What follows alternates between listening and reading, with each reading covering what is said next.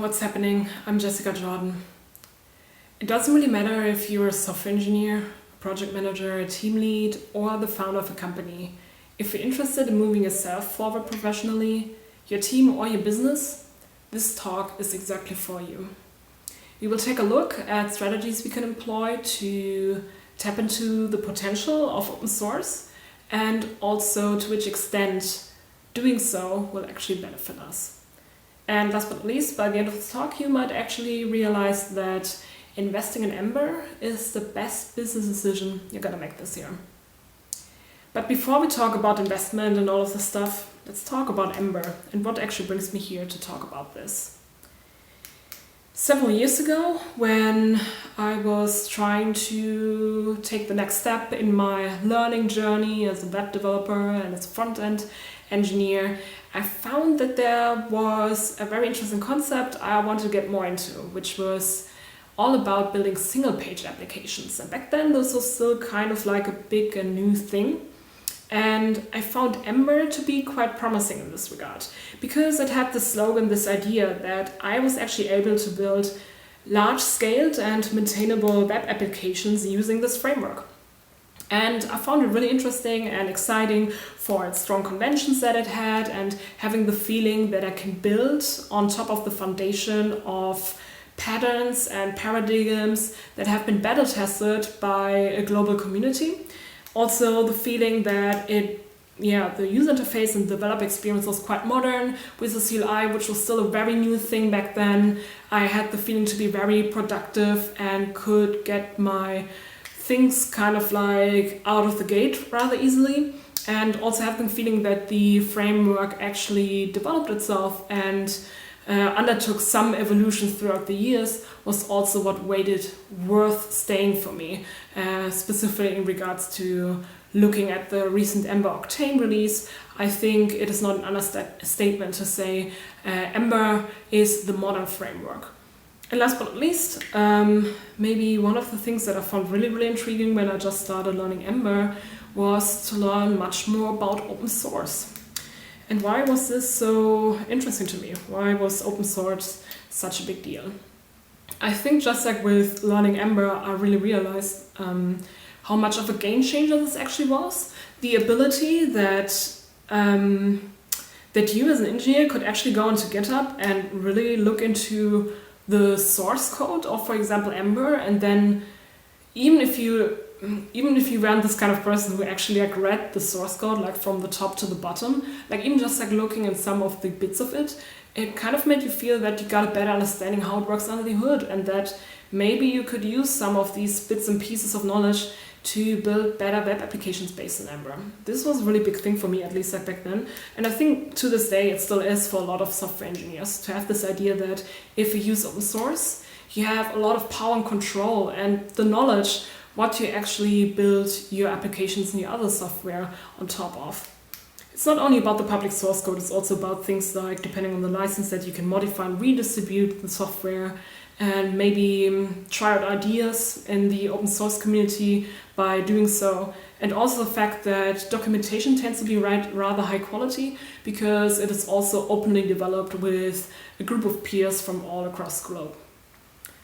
So open source on an individual software engineer level is actually quite a really nice thing, really appreciate it. But now let's take it a step further. Like, what does it actually mean in a business context? Are there like any benefits? Are there any values for businesses and companies to use open source? I want to share a story with you to illustrate some of the ideas behind that. In a research paper by Fitzgerald and Carey from 2003 called Open Source in the Software in the Trenches, Lessons from a Large-Scale OSS Implementation, they had a look at the deployment of open source strategy at a public large-scale health sector organization in Dublin, Ireland, the Beaumont Hospital. And the case study, they found a very interesting incentive of the said hospital to implement open source in their own IT infrastructure. By the end of 2002, the management found themselves in a budgetary shortfall of 17 million euro, quite a lot of money, and they wanted to find a way around that to actually solve this problem. One idea was to reevaluate the expenses in the IT department. And I can tell you from the research and the analysis that they did, the findings were actually quite surprising. So they took a look what they currently already spent, and they found that there were a couple of proprietary commercial solutions that they were using that kind of like cost a bit of money to get them working and to get the infrastructure running. So for example, for email services, they paid 100,000 euro every single year to maintain the infrastructure for around 3,000 staff members back at the time. This is not so much the interesting part yet. The interesting part is now to look at a comparison that they did back then with valuable solutions or alternatives from the open source realm that they could use instead of these proprietary solutions they already used and spent so much money for. What they found is actually quite dramatic. They found that using open source software solutions similar to what they want to achieve with their email services, they could possibly actually put the expenses down by 100,000 euro. Quite a lot of savings, isn't it? And it doesn't end here with emails. It's also about desktop apps, content management services, and app servers that they're using in the IT infrastructure. And even here, compared with open source software-based solutions, they found a potential saving potential of over 100k, 100k, and like 300k respectively. And also, last but not least, a really big cost factor at the hospital: imaging. And because this is used for diagnostics and actually quite critical for the business operation of a hospital, this is of course also a cost factor where you cannot really kind of like try to bring down the price. You just like pay as much as you need. And this is also maybe one of the reasons why this is such a tremendous cost factor in the IT department. With almost 4.2 million euro every single year, it has been quite a contributing factor to the budgetary problems that the organization faced. And even here, in this very specific example, X-ray digital imaging technology, you can imagine how small the community is that actually tries to distribute software around this. Even there, they could actually find OSS-based components that would help them to make savings. And also here, the saving potential is quite drastic. They found using open source, they might actually have another potential for savings of over 4.15 million. All of this costs and savings actually add up. So they calculated that for the first year of implementation of open source software solutions, they might have a saving potential of 4.75 million euro. And over 5 years, calculating all the maintenance costs, renewing subscriptions for commercial services, they also found that here they had an immense saving potential of 8.17 million euro. And just to give you an idea of what 8.17 million euro means, because at least I personally, after 1 million euro, I don't understand what this number means anymore. For an organization in Dublin, Ireland, this, for example, means paying the average salary of 48 medical scientists or a group of 27 doctors or a group of 36 nurses for another 5 years. So quite a lot of money, and also shows you how leveraging open source actually was the solution that the organization could actually choose to overcome the budget problem. And this idea that we can, in the business context, use open source for infrastructure or for products that we build on top of this is what we called open source acquisition. Acquiring open source, and then oftentimes this also results in a lot of like benefits, which includes saving money. Maybe the most obvious potential that we get from using open source in a business, but not the single one actually. To illustrate this, I want to share a quote with you by Jim Zenling, the executive director of the Linux Foundation, who also shared why he thinks businesses really catch on onto this idea to use open source. He, for example, said, "Shared development is enabling faster development with higher quality and lower costs." This is causing the software value chain to change. The idea here is that it's not only about being concerned about like your finances when you're using open source, it's also about trying to create faster development cycles for products that are based on open source, and making sure that by sharing the development, even outside of your organization, the quality has to be higher, because more people are actually trying to figure out what are the best solution for not only your specific use case, but for a lot of people's different use cases. And this inevitably actually makes the products better than they could ever have been by just developing them internally in a single organization.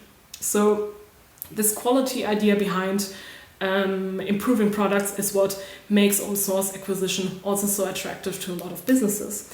And what you also mentioned, that this is causing the software value chain to change, sounds a little bit like as if this was like a far distant utopian future, but actually it is not, as you can probably already imagine as well from your own teams, because in 2015 it was already found that 95% of modern digital products were actually based on open source software components. And if we estimate that this development actually continued up until 2020, we can also imagine that nowadays it is safe to say that every single business, every kind of like operating organization is actually based on open source and is using open source for its own benefit. This idea of open source acquisition, so, is kind of like rather common and kind of like well understood. But what if I told you that this is not even trying to fully embrace the potential of what open source could do to businesses? What if I told you this is just the tip of the iceberg, and that the full potential of open source is not even kind of like touched yet or talked about yet when we talk about better products and trying to save money by using open source? So now you wonder, what is this underbelly of this iceberg? What is this untapped potential? We will take a look at this in just a bit. But let's first of all take a look at an interesting interview series we did at the Ember Times newsletter, which if you haven't subscribed yet, you should totally do that just right now. Go to Gitbits and get the subscription going. Join us also and support Ember Times on the Discord. Okay, this is really the end of the elevator pitch. But anyways, we did an interview series and we tried to talk with different community members about their motivations and also their interest to contribute to Ember and be part of the group. We also talked with Jen Weber, who's an Ember core learning team member, Ember framework core team member, who also gave this excellent keynote just earlier here at virtual EmberConf, and who talked with us also about her intrinsic motivations to contribute to Ember. And she said that contributing to Ember is really fun. I started by writing, but the chance to learn from others was what really made it worth staying. The things that I've learned from other people by participating here help me in my job every day. And not just on the code front, even on the team dynamic level, leadership strategies, and best practices. Many of the things that she talks about don't have anything to do with the fact that she's trying to use open source so she can save money. It's about a whole other sphere of how we can leverage open source in businesses. This is not only about acquiring it, it's also about integrating open source in a more holistic way and trying to find other ways to interact with it. This whole process of giving back to projects to contribute to it and see which kind of benefits you can get from it is what we call open source integration. And this is also something that's actually very relevant for businesses, but sometimes not as well understood as open source acquisition. Because there are many different levels that open source integration can help businesses and organizations, both on the team, individual, and also on the whole scale, large scale business level. One example that we can think of by listening to the interview just earlier was, one moment please.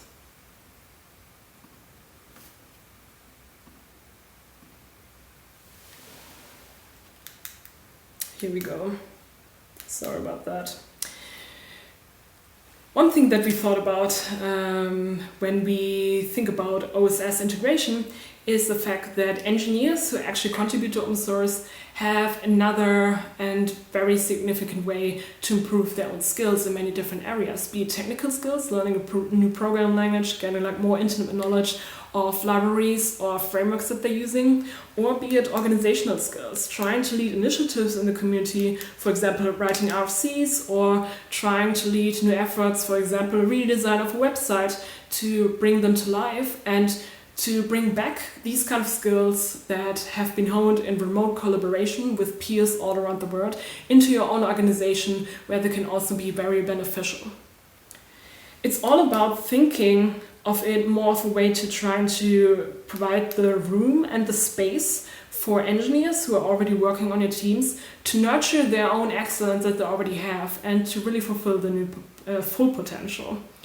And last but not least, also, if you think about it from this way, what does it actually mean if an engineer can really work on something that they share values with? What if an engineer really feels that having a real impact, not only on a product that is developed internally, but on something that is used by organizations all around the world and that can have like a real pragmatic use case and be a real solution out there, is something that they really value and can give them also another sense of fulfillment that might even exceed their fulfillment in their day-to-day job.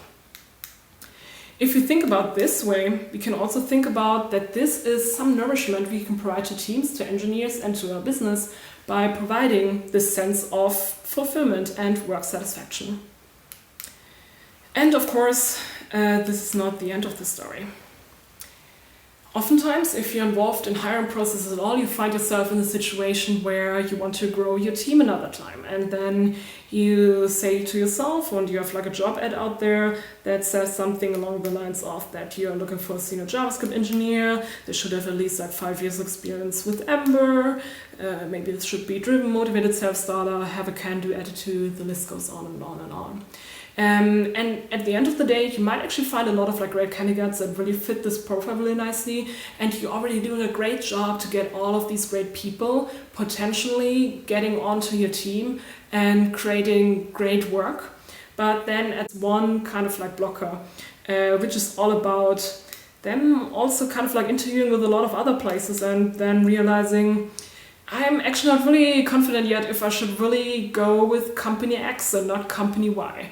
And if you are company X, you kind of like now realize, this is actually quite frustrating. We spend a lot of like time and money into hiring processes, and sometimes it really just doesn't work out because the demand for skilled workers, knowledge workers is really high, and it's actually not so clear yet how to get this competitive edge at the very end of a talent process to get people to really confidently say, I want to be here. And what if I now told you that even in this very specific aspect of your business, open source can actually play a crucial role? What if I told you that an open source integrated talent strategy is something that actually can give you this competitive edge that you're looking for? Let's take a look how this could actually play out. So imagine you actually accept the fact that this could be the key to your talent strategy success, and you implement an open source strategy. We'll take a look later on how this could look like in practice. Just assume this for now.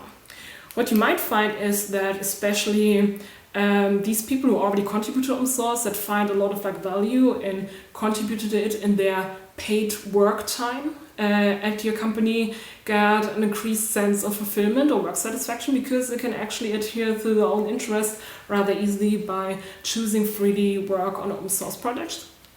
What you might find out of this as well, that talent retainment is a bit easier to do in your company as well, just because work satisfaction increase.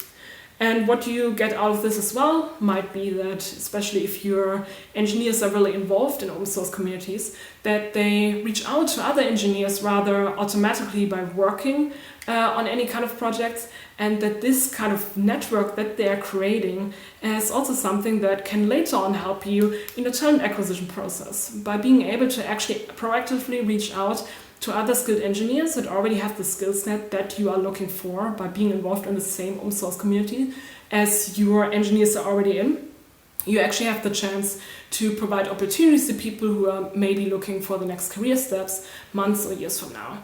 And thinking about these 5 key steps of your talent strategy and how it plays into open source is something that you could also keep in mind and might be kind of like the convincing factor for you already. But even after this, even after kind of like highlighting how attracting talent, retaining talent might be something that's really great for you and how open source can play a role, you might still kind of like think to yourself, well, like honestly, sounds all really great in theory, but like in practice, how does this really work? We're a small company, we have a lot of deadlines, we work in a very fast-paced environment, we don't have the time and the money to actually do all of this. Just like another thing that actually distracts us from our core business. And honestly, I believe you actually have the best idea of what is best for your business because you are actually part of it and you know how it actually works and what restrictions you have to deal with on a day-to-day basis. So this part of the talk is not all about trying to convince you what is right and wrong. It's more about giving you ideas, what you could employ and what you could leave out, depending on what you really need. And maybe there are some things that I show you right now in an example of how open source could look like in practice that are valuable for you. Maybe they're not. But just keep an open mind and see if there's something that you could take away from when we talk about how open source can look like in action and practice by the examples of different strategies in real life businesses. This example, I want to highlight one strategy at a company that I know quite well because I worked there for almost 3 years, which is Simplabs, a consultancy based in Munich. We're also very involved in the Ember community, and here, for example, we also really value to find a way to integrate open source into our actual work and not have it only just like as a side asset. And here we try to leverage the 20% time method. If you're not familiar with it, it's the idea that you have like 1 day per week, so 20% time per single week, available for work on open source, be it code contributions, preparation of conference talks, writing blog posts, or be it also organizing community events. And for the rest of the time, you actually work on your core business. For example, in our case, working on client projects. The great thing is about this as well, how we try to do it with the 20% time, that by the way that we already balance it, we can also give equal opportunity of this time to everyone. So every engineer, every designer can actually leverage it and work on their own interesting projects that they find. Last but not least, we also want to make sure that we actually get tangible outcomes out of this 20% time. And so these outcomes should be shared either with the team or with the wider community. And I think it's an understatement to say that the 20% time and being able to work on open source at Simplabs had a significant impact. I think it is maybe one of the outstanding factors of our company so far, to be able to have a lot of like great projects out there that are actually hallmarks of our work in the community, including over a dozen JavaScript tools, for example, Ember SimpleAuth or QUnit.dom, who help developers all around the world in their day-to-day businesses to create great web applications. And maybe you also see from this that these benefits are real, and this is also something you could consider for your own business. But last but not least, at the end of the day, if you think about investing in open source or like in Ember, you still have to figure out how will you actually do it. Because depending on how you invested, it will actually be a real success, or it might be more of a very expensive investment that you don't get so many returns from. So how will you know where to invest? Yeah, first of all, understand what your business needs are and try to tailor and cater to them. And thinking about areas that you want to improve in, be it product development or training or branding, you might want to employ different strategies, either with short, mid-term or long-term returns. So let's take a look at some very specific examples of needs that you want to meet in your business, so you can actually choose the right strategy for the specific need when you try to develop an OSS integrated strategy at your business. So for example, you had the need to fix your product. Did you actually know that sometimes when your engineer actually stumbles upon like a bug fix that you pay them to fix so your product can be sold to your customers again? It's sometimes not only about trying to monkey patch this bug in the actual application code. Sometimes it's a bug that actually originates from a third-party library, or it's just because a third-party library doesn't have a feature yet that could actually be available and would help you to fix the bug in your application. And in this specific case, for example, it's actually rather easy for the engineer to say, well, I'm not gonna monkey patch this in the app. I'm actually gonna provide an upstream bug fix, so a bug fix that actually fixes the third-party library and in turn will automatically fix your application with the next release of that library. And they are actually able to work on this without any kind of like extra money or effort expended from your side. And this is really great, first of all, for your product development, of course, because you just want to fix the bugs and this is what you want in the first place. But also it's a great training opportunity for any developers working on this, because they actually get to see other great insights into the libraries that they're using, and this knowledge might be beneficial weeks or months from now. So something to keep in mind if you just want to have like some kind of like short-term open source integration wins. You can, for example, ask engineers to try to do upstream bug fixes wherever possible. If you're really looking forward to improve the quality of your products, there are also different ways. Just imagine you had like an internal library or functionality that you could rather easily externalize and actually make an open source add-on or an open source project, and all kinds of people from all around other organizations could actually help you to improve it.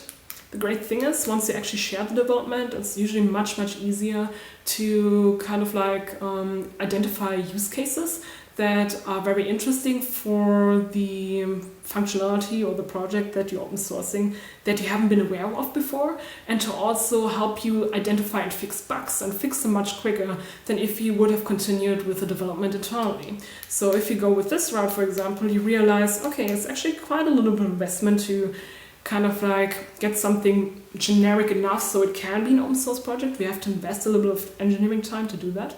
But once we've done this, it's actually like a very great return for us on the product development side. And last but not least, also on the branding side, if other engineers or other organizations are using your open source project, your name is gonna be out there for engineering teams, and this is really great for your kind of like marketing strategy here as well. So great wins in the mid and the long term. And last but not least, especially if you're like a small or mid-sized, you as a company can only grow with the help and support from others. And this is what you want to nourish as good as possible.